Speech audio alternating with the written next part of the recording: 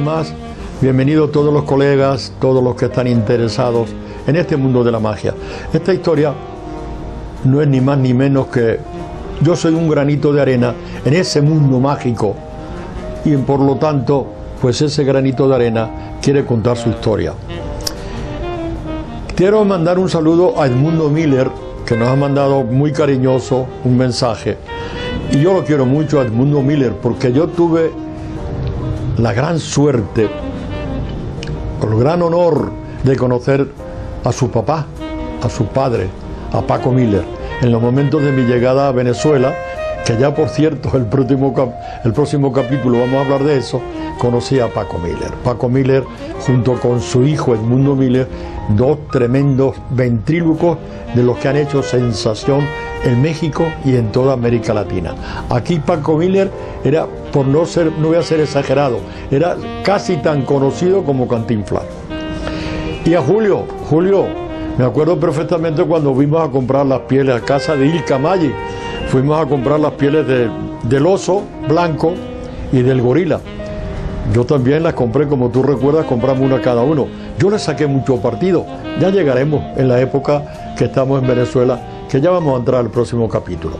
Y hoy, dicho esto, quiero hacer una pequeña recapitulación para los que han ido viendo estos segmentos o para aquel que los ve por primera vez y quiere recopilar un poco de lo que es la historia de este niño que quiso ser mago, que ahora es un abuelo que es mago. Fíjese cómo se ponen las cosas. Yo dije desde el primer capítulo que era autodidacta y que apenas con 10 años, queriendo aprender una cosa que no entendía, que era lo que es ilusionista, me encuentro con un señor que era un charlatán, Don Quinito, primer personaje que interviene en la vida mía, y me enseña el truco de las almendras, el efecto de las almendras. Pasa un tiempo, yo sigo en eso y con 14 años encuentro el libro La prestidigitación al alcance de todo y un matrimonio, Manuel Llerena y su esposa, que me regalan el libro. Sigue pasando la historia y resulta que un cura me hace involucrarme en un mundo que quería que hiciera cura, pero que me regala algunas cosas más de magia y me hace trabajar en un programa de radio como mago. Pasa el tiempo, voy a un campamento y el general Alfonso Pérez Viñeta me ve hacer magia con las cartas, se involucra en mi vida y entonces paso a hacer una gira con todo eso. Pasa el tiempo, voy al servicio militar y conozco a un teniente coronel, Artalejo Campos, que por circunstancias de la vida, ese mundo mágico que todo lo globaliza, entonces esto me lleva a mí a estar en Madrid, un año en Madrid, 14 meses en Madrid viviendo de paisano. Y ahí está otra persona que interviene también, que se llama Marcus, aquel que le dije yo que era un poquito tartamudo, tartaja, y lo que es la vida en ese momento interviene allí un personaje que claro influye en mi vida mágica más que en todos los anteriores, aunque todos los anteriores tuvieron su porción en el momento oportuno de la vida mía, de la edad de la vida mía, y viene Víctor Saume, que era el presentador del primer programa de variedades que había en Radio Caracas Televisión. Eso la próxima semana lo tenemos que ver. ¿Por qué sucede esto con Henry? Con Henry, que entonces era un autodidacta, pero que hacía las cosas del padre Wenceslao, porque la magia en esa década del 1950 se está terminando.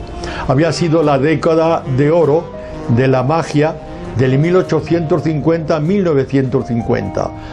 Antes había sido Saltimbanqui, algunos tal, por Egipto, unos magos, Dedi, el otro, pero no había habido todavía, la magia no se había vestido todavía de fra, de elegante, de smoking, hasta que, como todos ustedes saben, el famoso mago francés, que fue el primero que tuvo un teatro, nada más y nada menos que Houdin, que de ahí viene el nombre, después ya lo hablaremos de Houdini. Ahí empieza una época de oro. de oro, que ahí sale Calaná, sale los famosos magos norteamericanos, sale el Thornton, sale Houdini, un montón de todos esos, sale Blackstone Senior, un montón que vamos a mostrarle en fotos lo que podamos. Esa década de oro, allí un ilusionista era la figura total. Llevaba su cuerpo de baile, sus ayudantes, llevaba algún que otro, llevaba algunas cosas de variedades como Fu Manchu, que tenía el bazar mágico con otro mago actor, pero eran las figuras. Allí el cantante, si había alguno, venía como malabarista, si había alguno, venía como relleno, venían como relleno. La figura era la magia, y eso fue desde el 1850 hasta el 1950. Hay muchos magos de esa época. ¿Y qué pasa?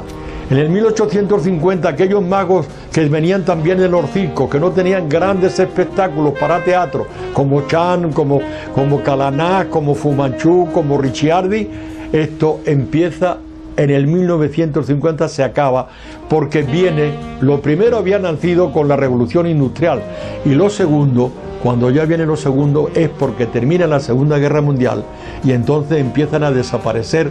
Esos espectáculos eran muy costosos para llevar las toneladas, ya entonces no se empieza a viajar por barco, que era como se llevaban toda esa cantidad de kilos de vestuario, de gente, y empieza a haber menos teatros también, porque ya vienen los bancos, que cuando en Europa y en Estados Unidos vienen los bancos, y donde había teatros ponen un banco, un centro comercial. Los terrenos de los circos, de aquellos que yo veía, pues ya no venían más 5 circos, porque aquellos terrenos que eran entonces unos terrenos baldíos son ocupados para urbanizaciones, para poner centros comerciales, y se acaba esa magia.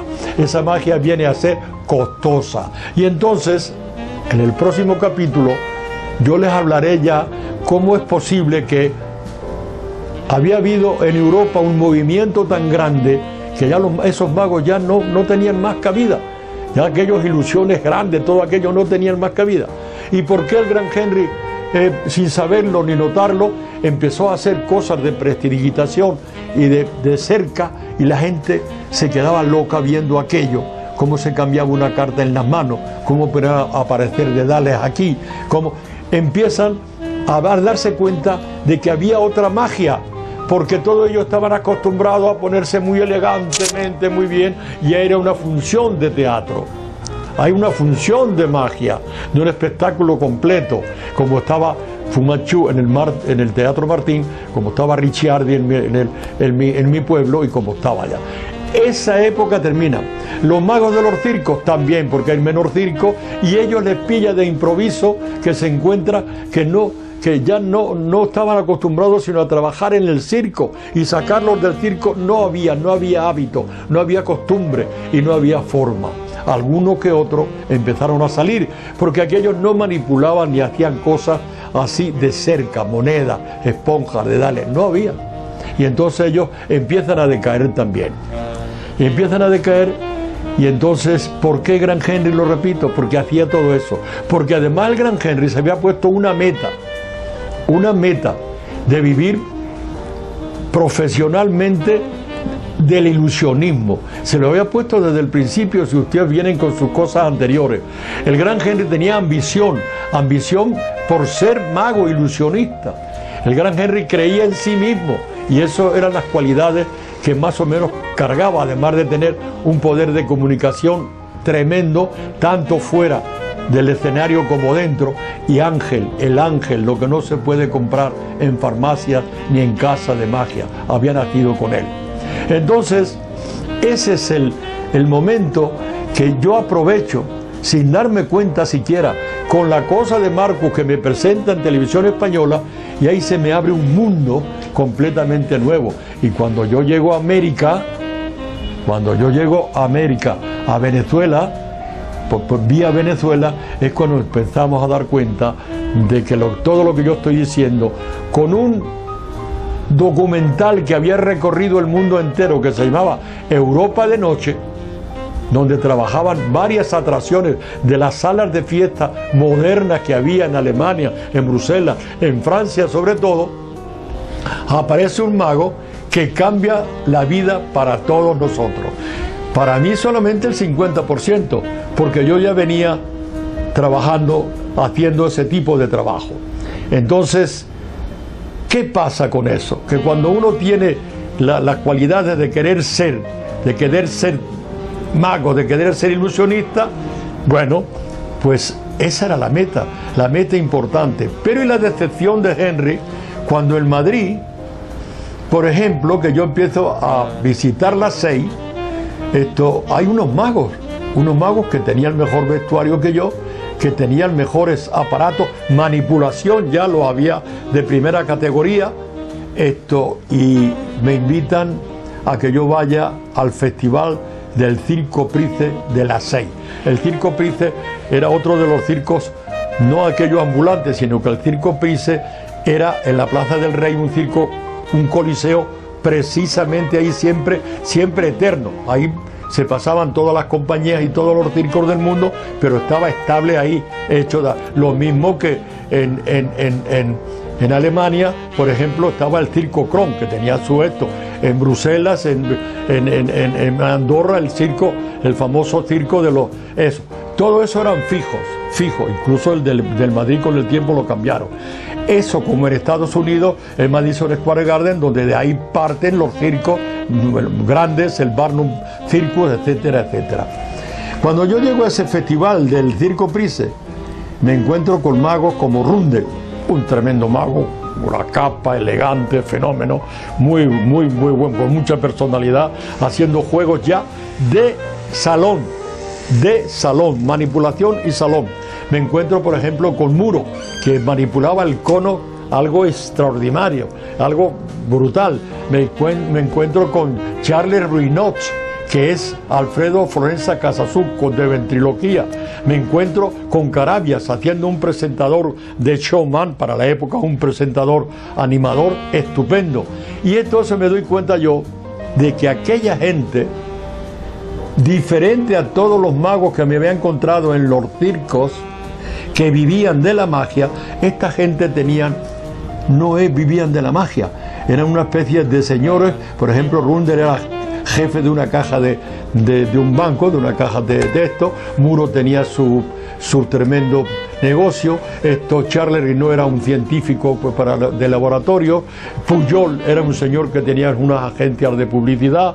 En fin, que me encontré a alguien que no vivía de la magia, y eso me chocó mucho a mí, porque yo desde el principio decía, hazme mago cobrando. ¿Y cómo luchar contra eso? Hoy en día es muy difícil, pero antiguamente yo pude luchar, haciéndolo siempre, tratando de hacerlo mejor, presentarlo mejor y sobre todo venderse fuera y dentro para que la gente notara cuando uno es profesional y otro es semiprofesional. Aquellos no eran ninguno semiprofesional, participaban en concursos, participaban en congresos por obtener un premio y tal. Alguno que otro lo hacía, como Arnaldo, que era ya semiprofesional. Y ahí está por qué se fundó el Círculo de Ilusionistas Profesionales, porque existía la Sociedad Española de Ilusionismo, que acogía a todo el mundo y que además tenía en Barcelona una delegación, tenía en Santander una delegación y tenía en Málaga una delegación. Pero el Círculo de Ilusionistas Profesionales fue donde yo me entregué en cuerpo y alma, porque yo quería ser profesional. Y esto quiero dejárselo a todas y todos ustedes, antes de decirles que ya Madrid, ya el poco tiempo que me quedaba hasta para licenciarme, incluso lo hicieron 2 meses antes, fue fabuloso, porque de ahí yo tenía que tomar una decisión: quedarme en Madrid definitivamente viviendo en una pensión o una habitación por allí, regresar a mi pueblo, o irme a Valencia o a Barcelona, que eran los sitios donde estaban todo el ambiente artístico que me podía arrastrar a mí. Pero mira por dónde, lo de Víctor Saume, para la próxima semana les digo a ustedes cómo se hace el contrato y cuando yo empiezo ya a entrar en Venezuela, y le encuentro entonces aquellos documentales que se habían visto en Europa, no en España porque había mucha censura. Yo llego aquí a Venezuela y enseguida, al menos de un año, tengo la suerte de ver ese documental que se llama Europa de Noche y les explico el cambio tan radical que sufren todos los magos del mundo a través de ese documental y lo que sufre también un cambio que ya tenía el 50% hecho el gran Henry en Venezuela. La próxima semana tenemos América a través de Venezuela.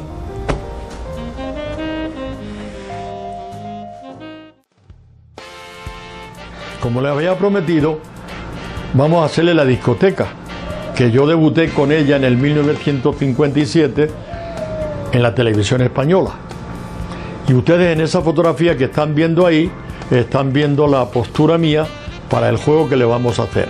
Esto está hecho 58 años después y una que apareció por ahí la hemos retocado para tratar de complacerles a ustedes y a mí mismo de aquel efecto que yo hice ante tantos años en televisión española. El juego es así, vamos a tratar de que nos salga modernito. No me respondo mucho porque tantos años estuvo guardado. El juego es lo que se presentaba antiguamente. Antiguamente pues estos eran los álbumes que había y venían con un disco dentro que ya después vamos a mostrar, y claro, venía vacío. Y sí, el disco es este. El disco es este del año, bueno, del año mucho. Entonces ponía que lo pongo aquí y una vez que lo pongo aquí cierro para que todo esté bien tranquilo. Aquí está, mire, yo puedo ver que está el disco acá y se ve mi ojo por aquí. Bien, para esto yo colocaba un sobre que mostraba que no había nada. El sobre lo hemos tenido que hacer porque no había sobres de este tamaño para este tipo de disco. Y mostrábamos así en televisión España hace 57 años. Yo me estoy rejuveneciendo aquí y se mostraba nada y se caía aquí. Y usaba pues un pañuelo corriente y normal, no tan bonito como este. Tenía uno que yo era una tela por ahí que creo que le había quitado a mi madre por allá para la pobrecita, un pañuelo. Y lógicamente ahora viene la discoteca. De aquí, déjenme mostrarles bien, está aquí el disco. Y una vez déjame que abra para que no se caiga, que uno tenía que tener cuidado que no se cayera. El disco estaba allá. Cerraba aquí y todo el tiempo esa cámara entra, cubría con el pañuelo por unos segundos nada más. Pero siempre decía, no, no, aquí está. Y volvíamos a venir para acá. Cerrábamos aquí y la charla era otra, claro, ahora estamos en una demostración. Una vez que estaba aquí, tocábamos aquí el disco, lo portábamos ahí sin hacer absolutamente nada, ¡sac!, metía por aquí, ¡pum!, y entonces mostraba que efectivamente no había quedado nada en la discoteca. ¿Y cuál es la sorpresa de todo el mundo cuando yo lo hice esto en televisión? Y después lo traje aquí, que venía aquí con el sobre, que habíamos mostrado que no había nada. Y aquí aparecía el disco de no sé cuántas revoluciones, esto le llamaban long play. Esto es la discoteca que yo he querido complacerles a ustedes y a mí mismo, que yo hice en televisión por primera vez en el 1957. El origen de este juego era francés.